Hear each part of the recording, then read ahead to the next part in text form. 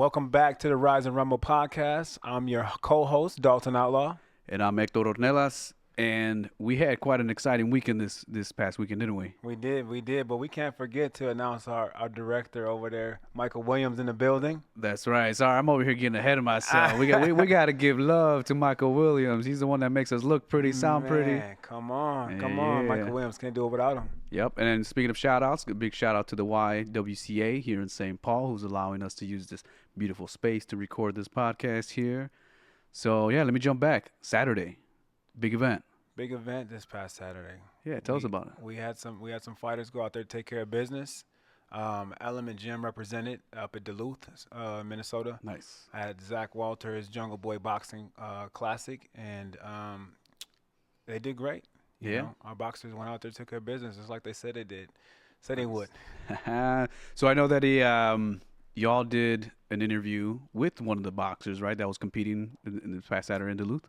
Yeah, Zach O'Connor. Our boy Zach blessed the podcast. He came over and interviewed with us, and he had some exciting things to say. That's awesome. Well, I'm excited to see what Zach had to say, and maybe afterwards you can tell us the results. Welcome in, man. Thanks for joining us, man. We're super excited to connect with you. We're super excited to connect with you, man. You've been boxing for a minute, and I know you because you're one of my guys, man. But we want the viewers and listeners to learn a little bit about Zach, man. So briefly introduce yourself, man, and tell us a little bit about your background. Okay. Well, I'm Zach. I've been boxing since like 2020. Kind of got into it just to get in shape like before then. And then I was a swimmer in high school. So I was doing that, and then after the swim season I wanted something to do to kind of stay in shape, and I'd been watching fighting for about a year at that point. So then I was like touring gyms around the area. I found Element. It was like the closest to my house, so I'm like, okay, that seems good. I looked at the facility. I was liking what I was seeing. So then I was about to join, and then COVID hit. So then I had to wait all the way until I think you guys opened up in like July after COVID. So then I started going there. And then the amateur team, like I know a little bit about it before COVID. You guys had some people like Phil, I know, was on the team and stuff like that. And then it started back up after COVID, like almost right away, and Shane became the head coach. And then I basically got into sparring like a month into learning how to box. So it was kind of like Threw you right in there. Yeah, I was thrown into the deep end right away, but I think it was good. Because it kind of just got me into the field for boxing like straight away. Yes. So how old were you? Let's talk about age. Yeah, so I was 16, and I told my parents that I wanted to, just do boxing for the workout, right? And they were fine with that. They thought it was a good idea to, stay in shape, especially just, being like a young guy. Like I just wanted to get in shape and stuff. And then eventually, once I had been sparring for a while, which I kind of wasn't really telling them I was doing at first. I told them that I wanted to compete, and then it's actually funny. I always tell people, because they think it's going to be the opposite, but my dad was like, no way you're fighting. Yeah, he was the one that was against it, and now he's like coming to every fight and screaming. But my mom was really the one that kind of let me do it at first. And then now eventually, like once they see me fight and they know I can, hold my own and everything. Yourself. Yeah, they're fine with it. You take care of business, man. Yeah. And I've had the pleasure of coaching you and watching you fight for many years, man. And what's been your favorite part of boxing, and how has boxing impacted your life? Yeah, I mean, I love boxing. Like, it's impacted my life so much because really, like, my life kind of revolves around it. Like, I'm in school now in college at St. Thomas for exercise science. So I'm really, like, into the exercise stuff. Like, before I started boxing, I was more into, like, video games, stuff like that, like what other teenagers are doing. But now it's, like, I'm so, like, workout-based and exercise-based. So it kind of, like, controls my life now. But that's the thing that I love about it. Like, I love staying in shape, love working out. And as weird as it sounds, like, I just love punching people. Yeah. Like, it's just I get a thrill from it that I don't get from anything else, especially, like, competing and all the nerves that come with it. It's like it's hard to do that, but I love the process of it. Like getting ready for a fight, putting all this time in, like sacrificing stuff, like hanging out with friends, especially like the age I'm at. Like bunch of people in college are partying, going out, staying out late, eating bad food and stuff, and I'm kind of like the opposite of that, you know, like I'm going to bed early, getting up early, staying disciplined with stuff in my life. So it's hard doing that, but I'm doing it because I love to do it, and I don't get the thrill from anything else besides like winning a fight. Yeah, that's amazing, man, and that's what this podcast is about, man. It's about that self-development, man. To see your growth from this side of it, man, and be able to watch and experience that with you, man, has been a pleasure for myself, right? You know, because you know, whether you wanted to compete or not, this place, the workouts, the work that you put in have helped continue to shape who you are as a man. Yeah. Right? Who you're going to be. Yeah, right? For sure. College is huge, right? Without boxing, I don't think I would have made it to college, honestly, and make it through college. You know, so in this podcast, we also like to make some connections and use like boxing phrases, man. So, you know, being a swimmer, right? The deep water, man. Taking your opponent to the deep water, man. Let's talk a little bit about the deep water, man, and what that means to you, right? I love that, and how that connection between swimming and boxing. Tell me a little bit about that. Okay, so yeah, I mean, swimming kind of got me into like sports and athletics, and I say, especially in high school, it was a big like change for me, or a big like turning point for me, like athletically. Like when I was growing up in grade school, I did swimming throughout all of grade school, but it was kind of like 2 practices a week, kind of. It wasn't really anything crazy. But I tried other sports, like I tried baseball, I tried soccer. That was about it, but I was never really good at that stuff. And then even in like gym class, like we were playing tennis or whatever, and that stuff, I just couldn't really pick it up. Like I've never really been the most athletic kid. And then in high school, I kind of wanted to make that change. Like my first 2 years before I started boxing of swimming, I didn't really take it that seriously. It was kind of more just because my friends were doing it. It was something to do, you know, extracurricular. But then I really got into like wanting to be in shape and wanting to improve. And I stuck to swimming throughout all of high school, even when I started boxing. So junior and senior year, I still did it. And I'm glad I did that because especially senior year, like I really put in the work and made such like a big change from when I first started. Like I think back, and I talk to my parents about this a lot because they think it's funny. The first year I did swimming, we always have a banquet at the end of the year. The first year, the coach was like, there's always somebody on the team that I don't think is going to make it to the other end of the pool. And he was talking about me. And I'm like, that's crazy. That is hilarious. Yeah, I know. I'm like, that's crazy. And then senior year, he said all these nice things about me. I got like the most improved award. And I think it was just cool to see like my journey from freshman year to senior year. Like I really transformed like my body, but also just like my work ethic. And like actually became an athlete. Like that, I felt like an athlete senior year, and I didn't the years before. So I think that helped me a lot. And then like that just helped me going into boxing with more confidence. Like especially because I was a long distance swimmer, so I just had the hammer on the cardio, and that helped me a lot going into boxing. Like I think swimming honestly correlates with boxing a lot. Like it's a lot of shoulders, it's a lot of conditioning, it's a lot of core work. It's a lot of legs. You got to kick. So that helped me a lot with just like the fitness side of boxing. And also like being able to compete. Like it's very competitive in swimming, and it's you know, it's only you unless you're doing like a relay, but I mostly did the solo races. So it's only you against other people. So just like boxing. So I think it helped me a lot, honestly. Nobody there to swim for you, right? Yeah, you can't tag nobody in. Exactly. It's your turn, or pass the ball to that next, you know, your next teammate. So continuing to make that analogy to boxing, man, you know, that taking a fighter to the deep end, right? I've seen you do it before, right? And we say take them to the deep end, the deep waters, man. That's like the 3rd round, you turn it up. Let's tell the listeners, man, and the viewers about your fighting style. And being that you do have exceptional conditioning, I can attest to that, and be a witness to that. Like you tell the listeners about like your fight style, and you know. Yeah. For sure. That's honestly the thing I love about boxing the most is like the way I fight. Because there's a bunch of different fighting styles, right? And you know that. And I think, you know, some styles you do have to be more athletic or have different, you know, gifts and talents to do them. But the style that I like is just really like like you said, hammering on my conditioning and using that to drown people, take them to the deep waters.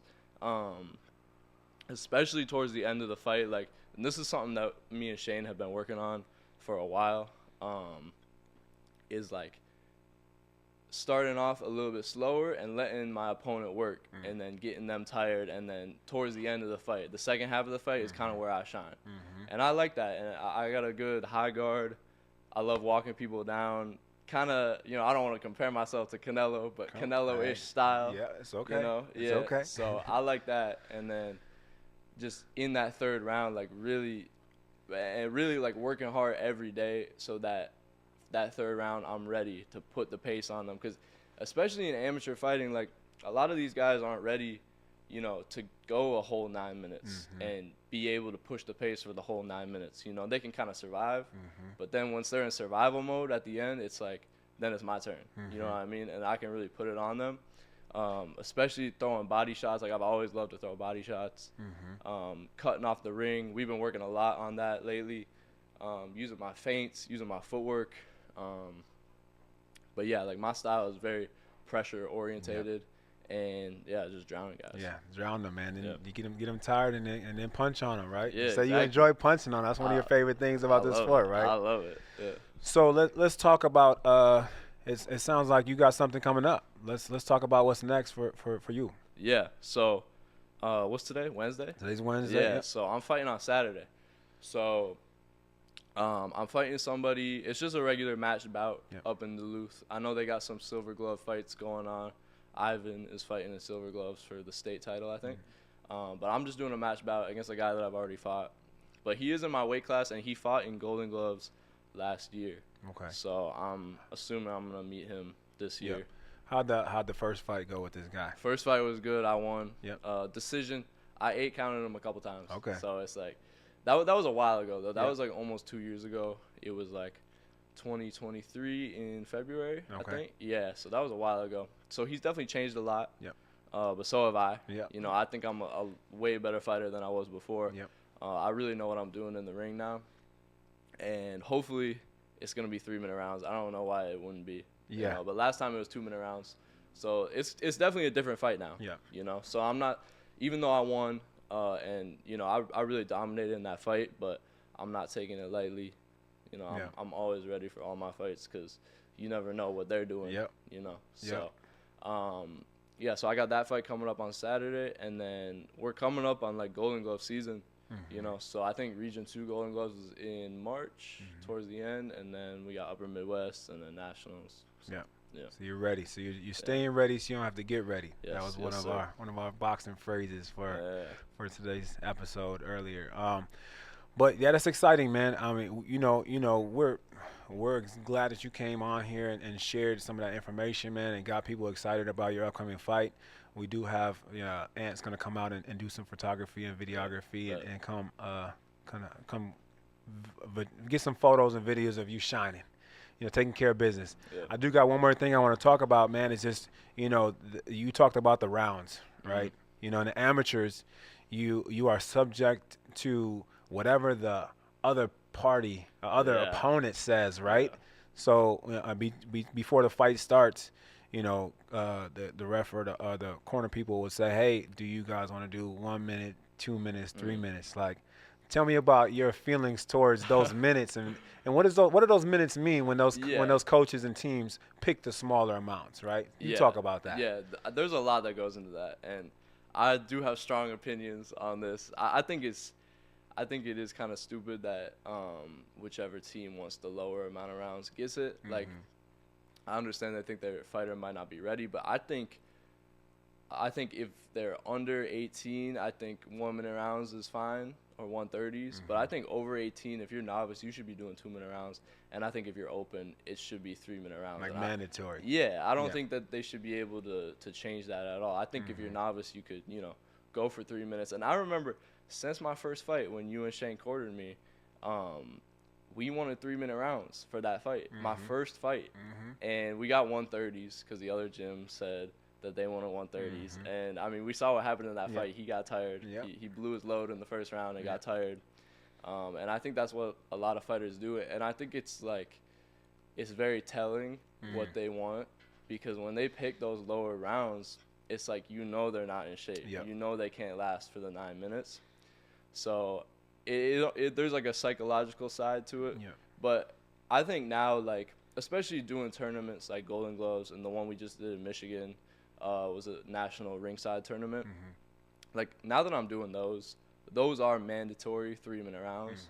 So it's like, if I'm fighting open fighters, I don't want to be doing any less than that, you know what I mean? And that's what I'm preparing for, right? Like, I'm not preparing to do 2 minutes or 130s and just skate my way through. Like, I'm ready to do 9, you know, hard minutes of fighting and be the one in the end that's got more energy than my opponent. Yeah. So, yeah, well, that's thank, what I think. man. Now we had to plug that in, because not a lot of people know, they understand, and this is a teaching platform too, as well as trying to inspire folks. But I think it's good for people to see in the amateurs, like, you actually sometimes are subject to getting less rounds, even if you prepare for 3 minutes. You can prepare for 6 minutes, but doesn't mean you're gonna get it. You know what I mean? I think there's a lot of stuff about amateur boxing that people don't know until you actually do it, and then it's like, oh wow, that's interesting. Like, why is it like that? And yeah, there's some interesting stuff. Yeah, what did Roger Mayweather say? Most people don't know shit about boxing. Right? Yeah, everybody thinks they know something about boxing. Not everybody knows. So let's end off with this, man. What's the future look like for you in boxing, man? You know, you're a young man and continuing to find success in the sport, going to college. You know, what do you see for yourself for your future of boxing? Yeah, so my future of boxing, I mean, I have no plan on stopping boxing. You know what I mean? I think ever since I found boxing, I knew that that's like what I want to do. And even though I wasn't very good at it at first, I worked as hard as I could to be at the point where I am now. And it's like, I'm barely scratching the surface, you know, right now. Like, I still have so much more to improve on.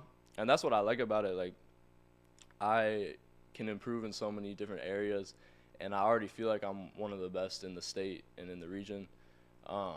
But yeah, like, my future for boxing right now is to stay in the amateurs and like win amateur titles. Like, my main goal is to win Golden Gloves.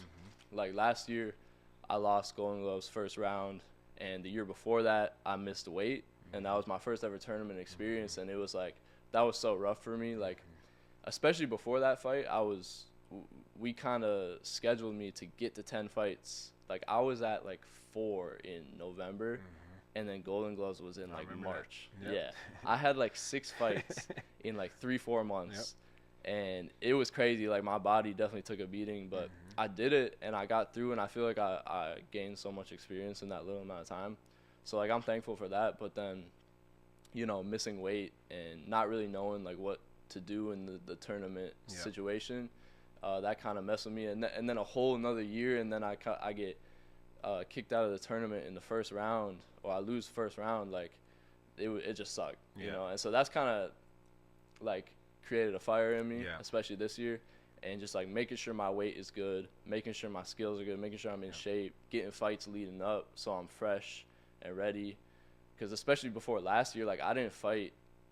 Like, I fought like 5-6 months before that fight, you know. So it's like I wasn't ready for that fight, I feel like. But now this year, I'm definitely going to be ready. I feel like I've just become more mature, and I just know what I'm doing better now. So, yeah, that's my future right now. That's really all I'm looking at. I'll try not to look too far ahead. I mean, the goal is to, you know, go pro one day. But it's true. Like, I'm still young. I'm 20, so I got time. But, yeah, I think first thing is Golden Gloves champ. Go become Golden Gloves champ, man. Yes, where it all starts, man. And I know that you can do it. You know, I believe in you. I've seen your growth, man. And that's what the Rise is about in the Rise and Rumble, man. It's about growth, self-development. And, man, it's been an honor and a privilege to continue to see you put in the work and grow. It's not an accident, right? It's not an accident at all. It's intentional. The work you put in inspires others. The work that Shane puts in with you, you know, Coach Shane, this commitment to the amateur program is exceptional. You know what I mean? And the fact that you're able to take, you know, no fights to how many fights you got now?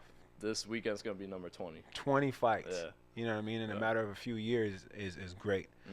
So I continue to wish you the best and success. I'm going to be there with your journey along the way. Obviously, Coach Shane and our team, we believe in you, man, and we're excited for your journey. Let's leave off with favorite fighter. Who's your favorite fighter let's say now and then of all time. And if it's of all time, just who's your favorite? Okay. So now, like, competing, I'd probably say Tank. Tank? Yeah. Okay. Tank is cold. So And then I think Davis. Okay. of all time, probably Triple G. Okay. Oh, Yeah. Triple G. Okay. Yeah, okay. That's a little. Good love. Yeah, I like Triple G. I just like his style. I like how he was like more Soviet style in the amateurs, and then he kind of changed to pressure fighter. In the pros, and he was just scary. Like at his prime, he was scary. Yes. So yeah. Yeah, he's a beast, man. Yeah, for sure. Maybe sometime we'll have you come back and let's break down some Triple G fights. I'm down. I would love to. Try to break down some Triple G and break down some Tank and get some of your fights because we'll be able to do some playback here and talk through some of that stuff. That'd be sweet. So thank you again, man, for joining us, man. This is the Rise and Rumble podcast where we talk about self-development.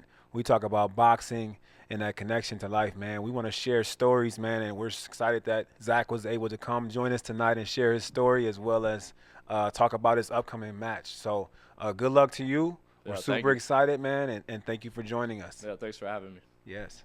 Oh, man, what an exciting thing to hear such a young cat just with so much already that he's learned, but also being able to implement everything that that you've been teaching him, that all the coaches downstairs, 'cause you mentioned last week, you're not the only one that's down there, training the young cats.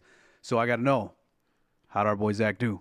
Man, he took care of business, man. There were some highlights out there. Coach Shane and Zach O'Connor went out there and did exactly what he said he was going to do, and he had a dominating performance. He looked exceptional. He ended up beating the guy Nice. in a one-sided victory. Got an 8 count on the kid, dropped him. He went out there and performed. Everything that he said here on the show is what he went out there and did, man. And I didn't think it was going to go any other way.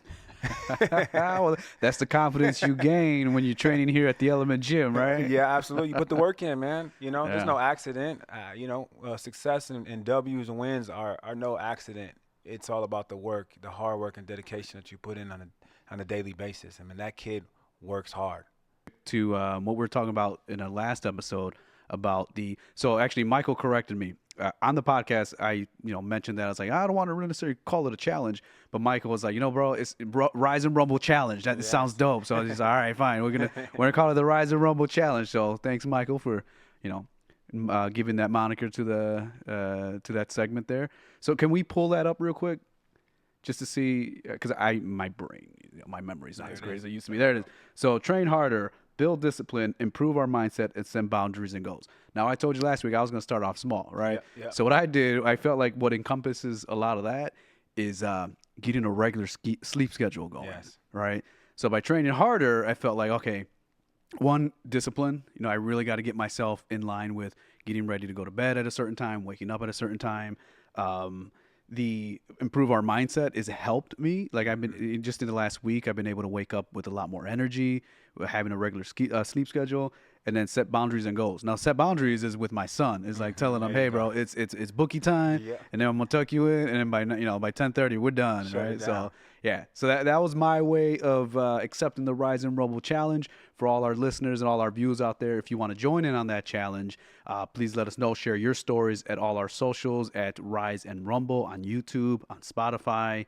Yeah, I got to briefly meet him down when I was actually entering the YWCA here. Seems like a cool cat, and looking forward to hopefully seeing him live. And I know we've talked about possibly producing some live boxing events, so keep an eye out for that. If y'all want to, if you can't make it live to these events, we're going to do some production and hopefully bring it to you all in your home. Absolutely. And I won't want to forget about our other fighters. We got Ivan, who fought for the Silver Gloves, and he fell a little short but had a great performance. He went out there and he did still take care of business. The judges kind of seen it another way, and our female boxer, Scarlett, shout out to her for going out there and putting on a boxing clinic.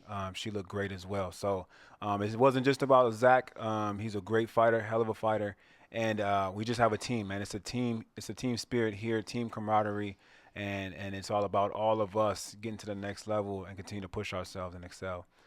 Zach O'Connor, man, he put on such a good show, man. I was already seeing in the comments, shout out to Caleb Truex. He wrote on there, Zach O'Connor looks sharp. That's a local boxing champion, you know what I mean, who noticed that Zach O'Connor looked really sharp. So that's always good when you get noticed by the big dogs. That's awesome, man. So, yeah, giving them their flowers, right? Absolutely. Respect. That's awesome. All respect. Well, speaking of champions and local boxers, why don't you give our viewers and our listeners a little preview, or let us know what to expect for the next episode? Yeah, next episode, man, we're excited. As we talk about, man, is this show isn't just about the big dogs, right? It isn't. It's about everybody in boxing. It's about people. It's about our youngsters. It's about our people, man, and most importantly. But I'm excited that we're gonna have someone close to Element Gym here, who's been on the national stage a few times in the most recent year. And I'm not gonna say no name too soon, but I'm really excited to get this guy on here, a good friend of ours, to get on here and share some of his story, some of his background, and also talk about the future, what boxing future he has for him. As he goes into 2025. So I'm excited. You can hear it in my voice. I'm excited, man. That's my guy who's going to be joining us. Nice. And I'm thrilled to have him on the show. Cool. Sounds exciting, man. And I know you mentioned there's also another exciting announcement. Man, we got our first sponsor, Hector, man. Hey, look at that. Making moves. We got our first sponsor, man. So I'm not going to announce the sponsorship yet, but we're making moves. Right, we're taking action, that's what this podcast is about, taking action. So I'm excited to announce that next episode as well. Stay tuned. It's a pretty cool sponsorship, and I'm excited. Well, you're excited. I'm excited. I'll be completely honest. This morning was a little tough for me, but being here, being with you, being with Michael, and just being able to see what Zach was saying. Man, just uplifted me so much. So I appreciate you all. I appreciate our viewers, our listeners. And again, a big shout out to Michael Williams, our director here. And a big shout out to the Element Gym, partnership with the YWCA here in St. Paul. And so again, remember to subscribe to the YouTube channel, follow us on Spotify, share with all your friends. Sorry, I lost myself. I forgot what camera I was looking at here for a minute. Share with all your friends, tell all your friends. And we will see you next time with the mystery boxing. I'm not going to say too much because people are going to start figuring it out. But appreciate y'all. And remember to continue to rise, rumble, and take action. Let's go.